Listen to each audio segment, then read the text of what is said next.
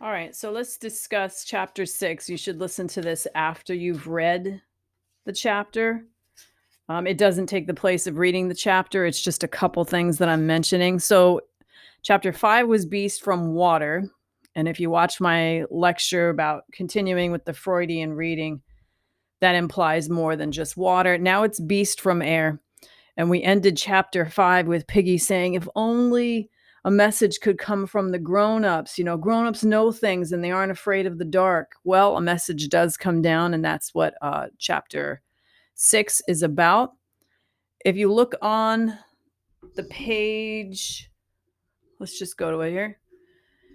If you look at the slides, the pictures actually, whoa, wrong thing. If you look at the pictures here, you're going to see what this actually is that has come down. So there's what's in the tree. And of all of these pictures, so the answer that comes from the adult world is that the adults are fighting. They're killing each other. There's some sort of plane fight above the island. As it says there were lights in the sky that moved fast, winked, and went down. The battle fought on 10 miles above them. But a sign came down from the world of the grown-ups. And at that time, there was no child awake to read it. And it says, a figure dropping swiftly. Let me find that. Swiftly beneath a parachute, a figure that hung with dangling limbs. So here you see it. And this dead pilot ends up getting caught in this tree. And as he's in this tree, when the wind blows, it makes his limbs and his head stand up or look like they're moving, but they're really not. And then when the wind subsides, his arms come down. So Sam and Eric, the twins, are on top of the mountain, which is where this is occurring, building the fire for a signal. And they don't understand what this is, but they see it moving. And as the chapter goes on, this figure is dragged across the mountain. That's where it's ultimately cut. And when the breeze blew, the lines would strain taut, and the accent of the pole lifted the head and the chest upright. So this would genuinely be scary. This is almost like something you would picture on somebody's porch at Halloween. And that's what they are genuinely scared about. So they run down the mountain, and that means there's going to be no signal fire. And they run down and tell everybody else. Okay, let's see. So this is where they finally see it. They scrambled away. We saw the beast. And they run down and tell the others. And everyone's imagining things, as it says there in the pink. Soon the darkness was full of claws, full of the awful unknown and menace. So they're very much frightened right now. We've seen the beast with our own eyes. There was something moving behind its head. We think it was wings. So they're just filling in all of this. There were eyes, there were teeth, there were claws. The circle of boys shrank at the horror, and Jack calls them. So Jack says, well, this is going to be a real hunt. We're going to do this. And Ralph is like, can you be realistic, please, with spears of wood? Don't be silly. But Jack, the id, gets really upset like that. Frightened. He's very touchy. Okay, so they decide they're going to go out and hunt for it. And we see again Jack the id getting very jealous. Well, let's get moving.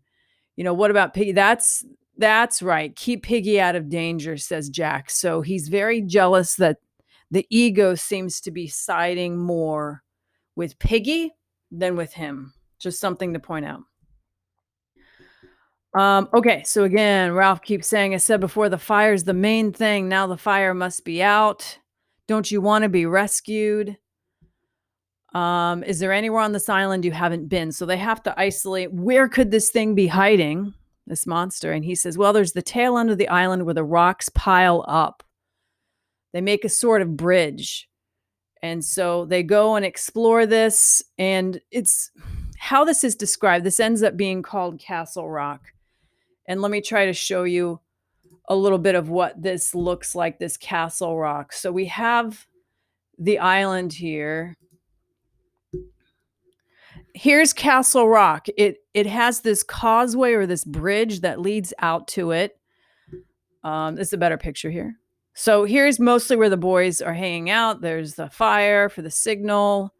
And here's Castle Rock that they end up at, because Jack said this is the only place that I haven't explored.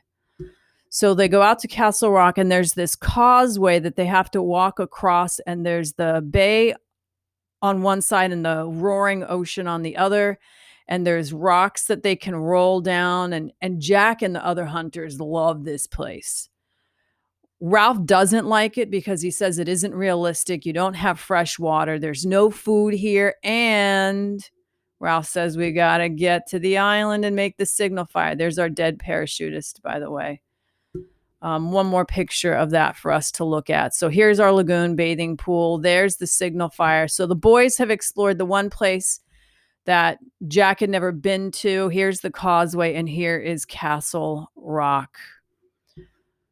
Okay, so I think that is the major highlights that I need to show for this. Let's just go back to the text one more time here. Simon is a little bit different. He comes up a little bit in this, and we'll hear more about him. So they describe this Castle Rock here. Ralph goes across first. I'm chief, I'll go. Don't argue, etc. But Ralph has to lay down the law here. There's no signal now, nothing to show. You're nuts on the signal, says Jack. Ralph says that's all we've got. And so the boys want to stay and play at this fort. And Ralph is like, stop it, smoke. We've got to go up and relight the fire. I'm chief. We've got to make certain. Can't you see the mountain? There's no signal showing. There could be a ship out there. Are you all off your rockers? So we really see him pushing this idea about we have to have the signal going, not play around here and have fun.